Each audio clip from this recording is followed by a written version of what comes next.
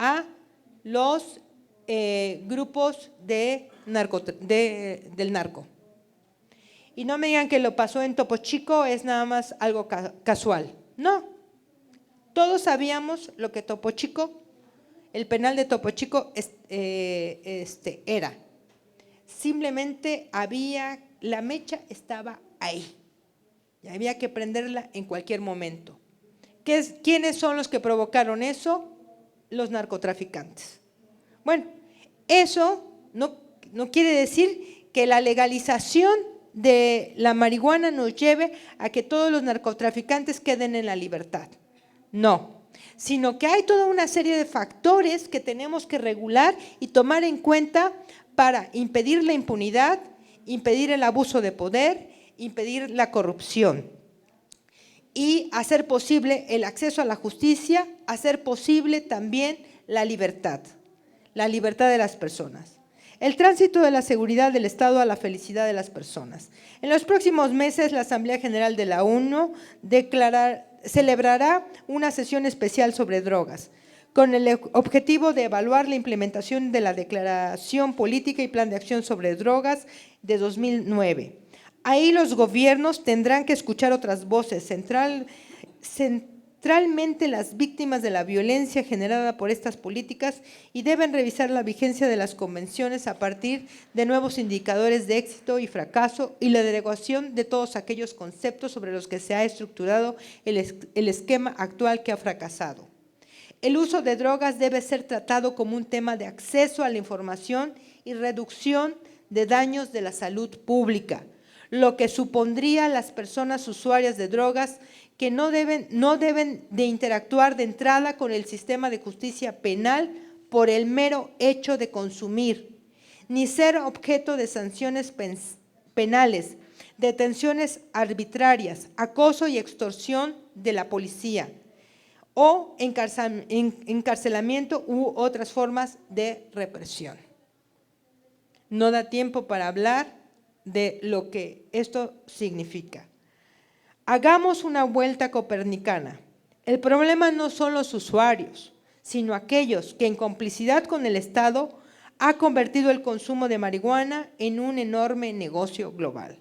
A ellos es a los que se debe enfrentar y dejemos a quienes consumen en paz. Muchas gracias.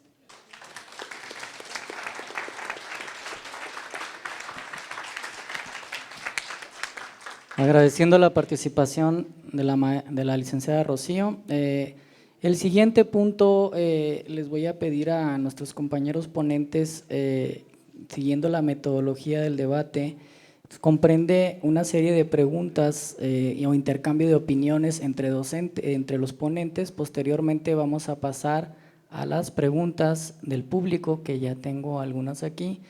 Nada más en el entendido de que para darle la oportunidad a varias personas, vamos a tomar una pregunta por cada uno de los participantes, del público, porque estoy viendo que tengo 4 o 5 preguntas en una sola hoja. Así que, por favor, Sote, no se sientan agredidos si no hay ningún tipo de discriminación, pero cada tema sería sujeto a un tipo de una interpretación, varios los diversos contextos de nuestros ponentes.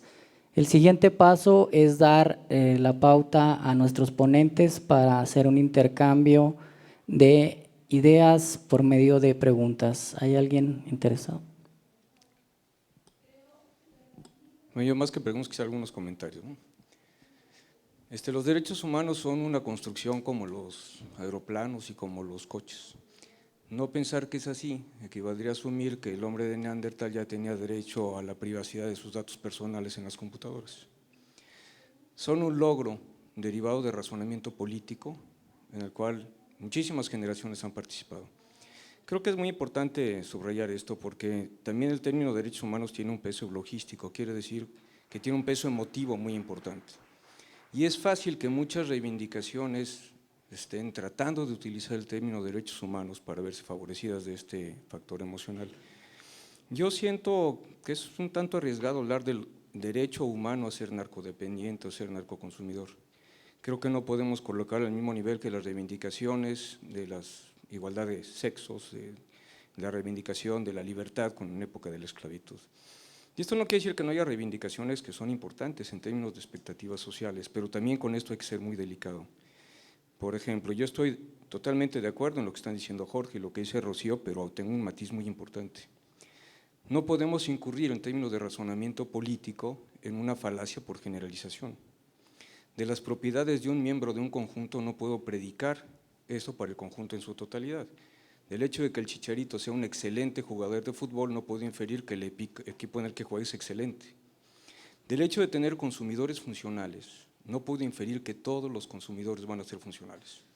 Y un problema de toma de políticas públicas toma en cuenta los que sí son problemáticos. En este caso no todos son consumidores funcionales, seguramente sus historias de vida tienen mucho que ver en que sean así, tal vez su familia, su nivel cultural, en el entorno en el que se desarrollaron. Entonces las políticas públicas deben tomar en cuenta el problema del sistema global en su conjunto. En este sentido, también quisiera referir algo vinculado con la decisión de la Corte. Hart, que es un célebre profesor inglés, dice: las decisiones de los tribunales más altos no son necesariamente correctas. Por ejemplo, en un caso de un juego de fútbol, del hecho de que el árbitro cuente como si fuera gol algo que a todas luces fue realizado en un fuera de lugar, e incluso que gane el equipo, no quiere decir que haya sido gol.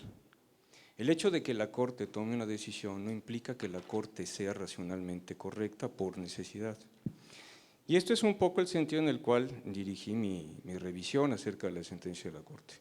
Particularmente lo que sostengo es que las proposiciones que considera la Corte en su ponderación no satisfacen condiciones de verdad que epistémicamente requerirían ser alcanzadas para ser justificadas. Sí, esto lo tocaba incluso Raúl en términos del problema de la justificación científica. El estándar para determinar que esas proposiciones que ponderan son verdaderas fue sumamente bajo. Por ejemplo, el tema de la autodeterminación ni siquiera se revisó filosóficamente, lo cual es todo un tema en términos de determinación. Traté de tocarlo científicamente para tratar de acabar con debates simplemente especulativos. Y con respecto a si la marihuana no genera una serie de problemas para su vida, bueno, la información fue sesgada, no se tomó en cuenta todos los estudios que hay a través de la teoría de la escalada. Hay todo un libro escrito por Fernando Cano Valle con una investigación comparada donde vemos estudios que muestran que es la puerta de acceso a otras cosas. Pues estos serían mis comentarios y muchas gracias. Maestro. Le damos la pauta al maestro Jorge Hernández, por favor. Gracias. En primer lugar, qué bueno que se pueda dialogar o no estar de acuerdo en cosas. Creo que eso es lo valioso de estos ejercicios. Yo tengo mis dudas sobre la cuestión de la escalada. Hay otros textos que dicen exactamente lo contrario. Es decir, aquí la ciencia no se ha puesto de acuerdo. Entonces, aquí justamente yo creo que estamos ante un problema de decisión del Estado frente a ciertas cosas que es necesario revisar y aquilatar en su justa dimensión. Yo diría, justo empezando con esa cuestión, es que el hecho de que existe una minoría problemática de usuarios de drogas, que suelen ser entre el 9 y 8% aceptados generalmente, no quiere decir que los demás lo seamos. Entonces, esa parte de la generalización me parece que hay que plantearlo al revés. No porque yo sea funcional, los demás no van a ser, sino cuando la proporción de usuarios… Y pensemos en el alcohol. Así como muchos de nosotros bebemos, solo una minoría de nosotros desarrolla un problema de alcoholismo. Entonces… Y el alcohol genera dependencias mucho más fuertes que la marihuana. Entonces yo creo que ahí justamente no vale ese argumento. Yo solo quiero, no me interesa teorizar sobre la Corte, yo creo que no soy el más indicado, pero sí puedo hablar de mi experiencia con la ley. Y me parece que eso es algo que para los que estamos de a pie nos importa cómo se ejerce la ley sobre nosotros y cuáles son las características de que se ejerce esa ley. En el caso específico de la marihuana, por ejemplo, muchas veces se nos acusa, ¿no? Se nos acusa a los usuarios. Es que ustedes además son unos egoístas porque van y compran y le dan dinero al crimen organizado, que son esos tales por cuales que nos han jodido. Y no, a mí no me caen bien tampoco, ¿eh? A mí no me caen bien. Ahora, ¿qué es lo que dice la ley? En el caso específico de la marihuana, pues yo tengo que aquilatar. Y resulta que si yo decido, usando mi autonomía personal, esté bien o mal mi decisión, consumir marihuana, pues tengo dos vías. Una es adquirirla y otra es cultivarla. No hay más, no hay más. Entonces, si voy a comprar, tengo ciertos riesgos, porque incurro en el riesgo de ir a comprar una transacción ilegal. Salgo y estoy transportando marihuana, me encuentro en posesión de ella, que por cierto, para consumir, yo necesariamente tengo que ser un delincuente, es decir, necesito poseer esa sustancia. Entonces, la ley lo que hace primero es verme primero como alguien que posee y que es un delincuente antes que como un sujeto de derechos. Y esa es la práctica en la calle. Es decir, y curiosamente, el policía, si ve la transacción, dice, ¿a quién voy a detener? Pues al que salió en posesión, porque es un usuario, es inofensivo, es extorsionable, porque además si solo son 5 gramos, tengo 4 gramos oficial, mire aquí hay 3 más. Ya usted ya está en posesión, ya es un delincuente, ya no está usted siendo sujeto de derechos, es un delincuente. Entonces, y no se mete con el crimen organizado, que es el que está vendiendo detrás. Ahora, entonces yo digo, no, pues no voy a comprarle al crimen, mejor cultivo. Bueno, pues resulta que si cultivo y hay 2 o 3 adultos junto a mí, eso la ley lo toma como producción, no entra en el sistema de narcomenudeo donde tengo ciertos derechos, y además si hay otros 2 adultos es crimen organizado, tengo 10 años de cárcel. Entonces, la ley en realidad me incentiva al mercado negro que dicen combatir y además me echan la culpa. Yo creo que eso no es teórico, eso pasa todos los días y eso me ha pasado a mí y conozco mucha gente que le ha pasado, sin que eso signifique que toda esa gente que conozco que ha fumado marihuana durante muchísimos años tenga algún problema consigo mismo o con los demás. Gracias. Bueno, muchas gracias. ¿Alguien más de los ponentes? ¿Nadie más? ¿Ponentes? Mire, ya nomás para la última réplica aquí del maestro y posteriormente pasamos a la pregunta del público, por favor. Todavía estamos abiertos, si quieren mandar otras preguntas, pues como les comenté, una pregunta pues sería lo idóneo. Sí, una cuestión de la decisión de la Corte, para aclarar también, no hay que pensar que dice que ya está legalizada, solamente un posible antecedente. Y el problema es que es un antecedente con un grado de justificación científica muy bajo. Por otra parte, yo creo que hay que distinguir entre lo que está comentando Jorge a nivel de lo que sería aplicar las leyes, de lo que es la aplicación de las leyes, y arbitrariedades sufrimos todos, no por el hecho de consumir ningún tipo de sustancia. Por lo que respecta a la diferencia entre consumidores funcionales y no funcionales, un experimento en neuromarketing, los estudios neurológicos del impacto de la mercadotecnia. Le ponen a 2, y esto se ve con imagen cerebral, le pones a 2 sujetos 2 botellas de vino con el mismo vino. Les marcas a uno que el precio de una de las botellas es más alto que el otro. Cuando les preguntas a los sujetos cuál de los 2 vinos es mejor, te dicen directamente que es el más caro. Y esto tiene impacto en las zonas del cerebro que se activan. Si estamos pensando en el riesgo de una industria de la producción de droga semejante al tabaco, estamos también pensando en que estos mecanismos que no son controlados conscientemente se puedan propagar de manera social y que consecuentemente traigan las mismas consecuencias que nos estaba manejando el ingeniero Solís con datos duros, no con apreciaciones subjetivas, lo que ocurrió después de la legalización. En lo que estoy totalmente de acuerdo con Jorge es que nos hace falta mucha investigación científica acerca del tema. Ese es el gran problema que yo encuentro tenemos en este momento. Y si tenemos 2 teorías en ciencia que están sustentando posturas distintas, corresponde a lo que en filosofía de la ciencia se llama el problema de la inducción a la mejor explicación. En términos de diseño de políticas públicas, si no es concluyente, mejor no le muevas a empeorar las cosas. Muchas gracias. Bueno, ya para aquí brevemente les vamos a pasar ya por último al maestro. Muy brevemente, nada más con eso. Es importante hacer notar que algo que la Corte determinó es que uno de los criterios es el no comercio abierto. Y por eso yo empecé hablando de como usuario, porque dije, a mí nadie me ha preguntado si yo quiero que sea la Philip Morris la que me la venda. No lo quiero. Yo no quiero formar parte de esa empresa de lucro en lo que importa es el lucro y vender más. En el caso de la planta se puede cultivar, eso es menos. Entonces, yo no quiero eso. Entonces, no pensemos, la Corte abrió una puerta para permitirme no recurrir al mercado negro, no para abrir una comercialización abierta. Y yo creo que los usuarios estamos de acuerdo en que no existe ese mercado abierto. Gracias. Ok, gracias. Para hacer partícipe a todos los ponentes, tengo una pregunta de foro, o sea, no va dirigido específicamente a un ponente. Nos dice, debido a que se está en un foro sobre ética y derechos humanos, me gustaría que la mesa llegara a una conclusión ética respecto a la legalización y consumo de esta droga.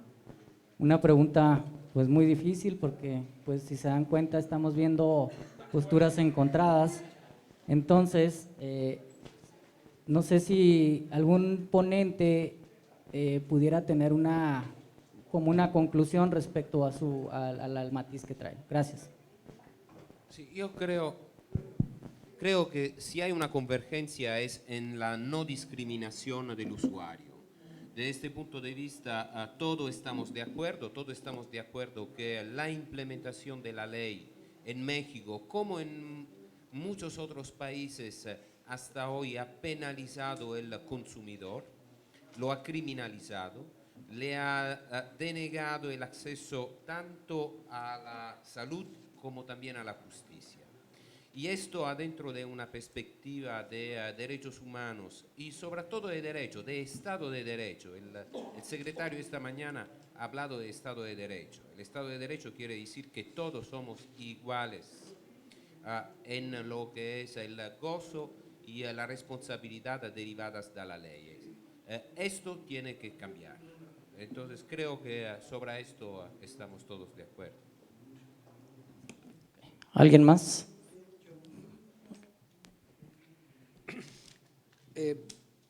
Creo que es muy difícil, vaya, la decisión que se toma es una decisión difícil, ¿no?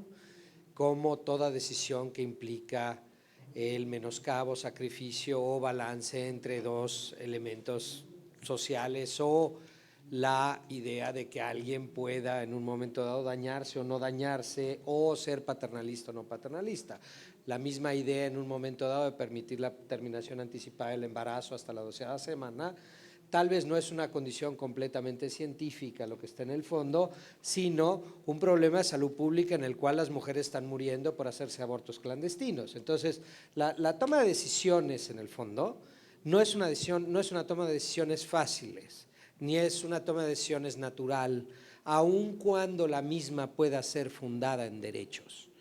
Esto es una cuestión importante. Y el manejo por parte del Estado de esta fundamentación es relevante y puntual, y debe ser puntual y específica y precisa y llevar todos los elementos científicos posibles para la toma de decisiones, sin que me parece que sea determinante para lo mismo, ¿no?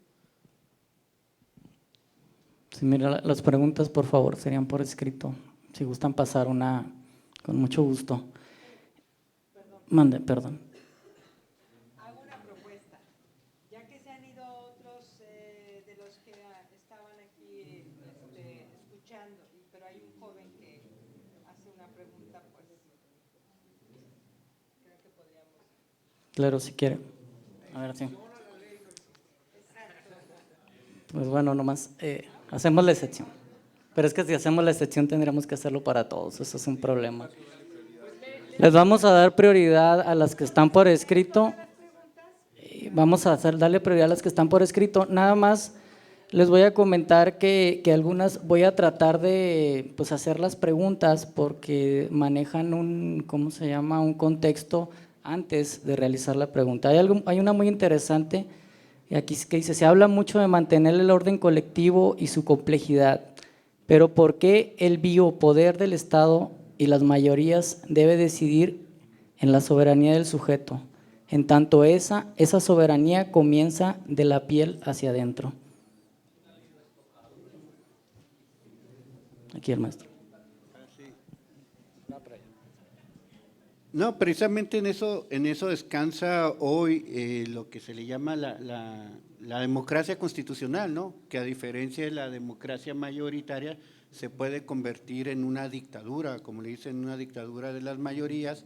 Y la pregunta está el por qué todos van a decidir por mí lo que yo personalmente no quiero decidir. Digo, no, a mí no me gusta que decidan por mí Y creo que a nadie le gusta que decidan por él mismo. Y cuando no hay una afectación a un tercero, ¿por qué son las mayorías las que tienen que decidir? Entonces en esto descansa pues esas libertades individuales sobre las colectivas, a final de cuentas.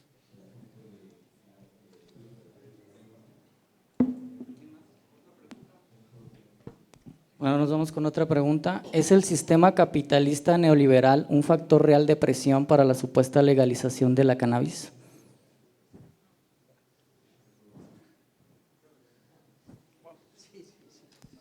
Seguramente es un mercado. La marihuana es un grande mercado, hay enormes intereses comerciales en juego.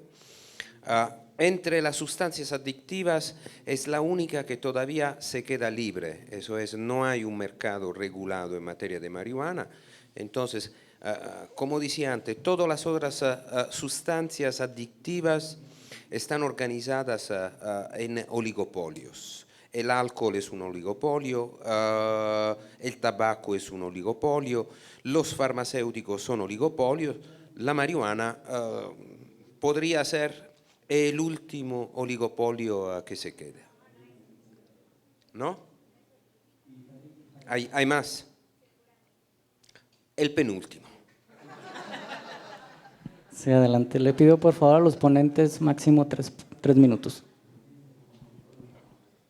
Sí, es interesante eso. Yo creo que hay algo que hemos obviado y es que a veces hablamos de una sustancia y en realidad originalmente y su producción es una planta y justamente plantea cosas diferentes, es decir, la podemos cultivar todos, cosa que yo no sé destilar whisky.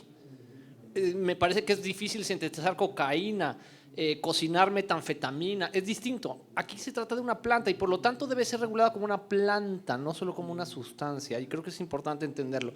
Y en ese sentido, el cultivo que puede democratizarse podría ser una manera de enfrentar justamente esta tendencia al mercado y al lucro que sin duda existe en ese y en todos los demás productos que consumimos.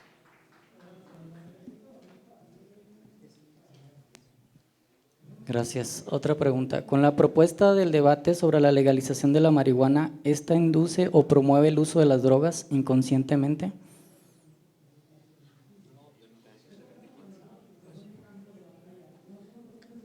Sí, desafortunadamente sí.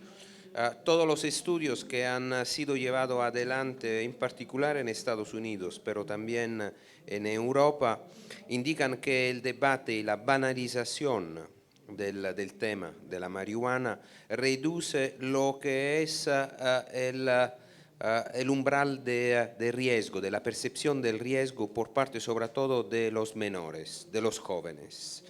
Y esto seguramente es uno de los efectos.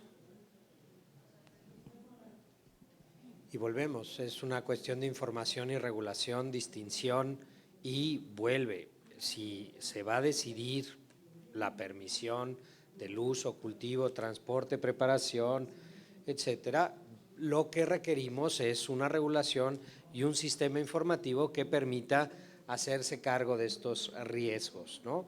El desconocerlos no significa que no estén ahí.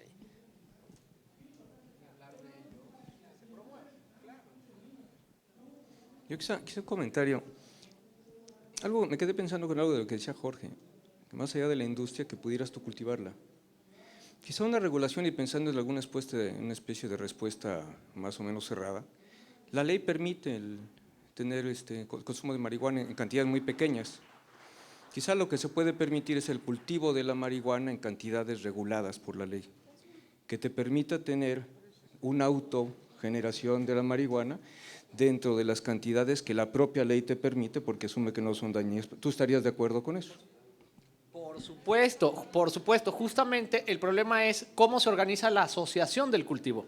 Porque es muy difícil que yo me ponga a cultivar jitomates, pepinos, todo para satisfacer a mí mismo. Pero en grupo sí puedo hacerlo sin derivar al mercado abierto. Esa es la propuesta. Lo que pasa es que no viene a hablar de la propuesta regulatoria, pero la propuesta regulatoria es asociación de cultivos sin fines de lucro.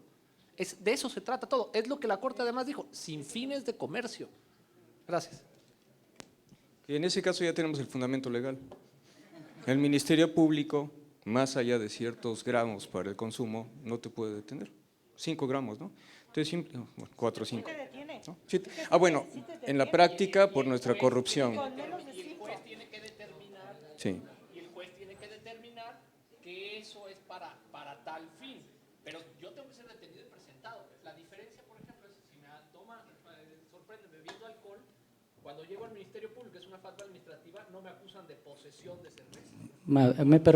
¿Me permite un segundo, por favor?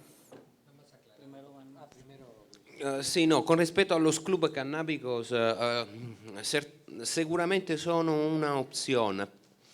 A España, dos decisiones recientes del Tribunal Supremo y de la Corte Suprema, pero han evidenciado muchos problemas con respecto a los clubes canábicos. Y a España están cerrando muchos porque desafortunadamente se habían vuelto un sustituto del mercado legal. Con respecto a las cantidades y al autocultivo, seguramente el autocultivo, la despenalización del autocultivo puede ser una respuesta eficiente a lo que son las exigencias de los consumidores responsables.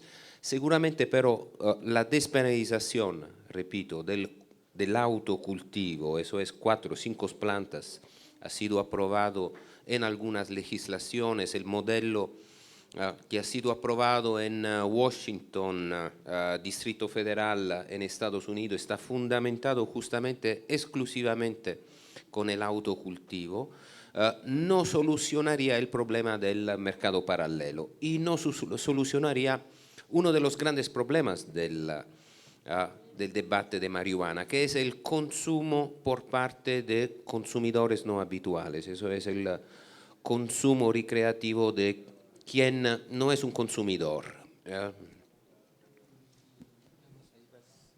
En efecto, tienes razón, no te previene que no te detengan, ¿no? La cuestión del consumo mínimo tiene que ser demostrada por el consumidor o la farmacodependencia para no ser. Así es, pero el Ministerio Público y la misma policía tiene la obligación de presentarte. Entonces, sí,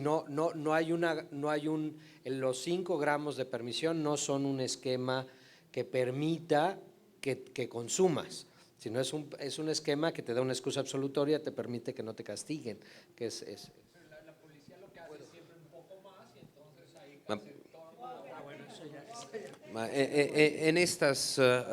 en esta dinámica yo quisiera agregar otro punto, porque sé que estamos hablando de marihuana, pero cuando hablamos de heroína y cuando hablamos de problema de drogas, seguramente la marihuana desde el punto de vista social es la que genera menos problemas, la heroína produce mucho más. Las mismas tablas con respecto a heroína hablan de 0.05 miligramos. Eso es que con respecto a la heroína, a otras drogas más pesadas, hay la presunción de culpabilidad inmediata. Y esto seguramente no es aceptable, es una violación clara de los derechos de los usuarios. Bueno, siguiendo con la dinámica, porque tenemos más preguntas. En Estados Unidos la legalización ha sido una cuestión de entidades federativas o de estados, no un tema federal. ¿Se ve esa posibilidad aquí en México? ¿Cómo fue, perdón? En Estados Unidos la legalización ha sido una cuestión de estados, no un tema federal. ¿Se ve esa posibilidad en México? De hecho, como está establecido en la Ley General de Salud, no. El sistema está federalizado, tendría que hacerse un cambio, un poco, en algún momento lo comentábamos, tal vez la política de tolerancia en la persecución podría diferenciar a los estados, pero en principio en México, a diferencia de Estados Unidos, está federalizado los límites y la persecución, si bien es cierto que el narcomenudeo ya se delegó localmente, sigue estando regulado de manera federal, ¿no? Entonces sí estábamos hablando de un problema de tolerancia.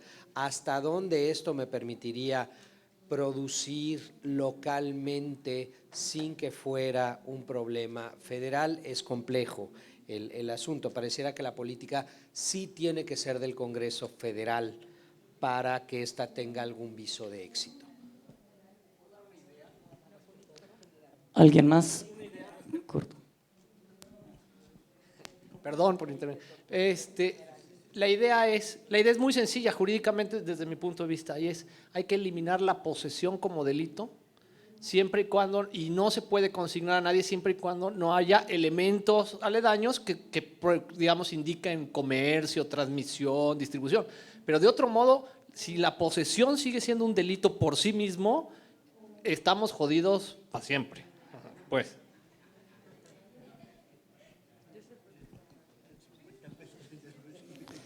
Una pregunta más.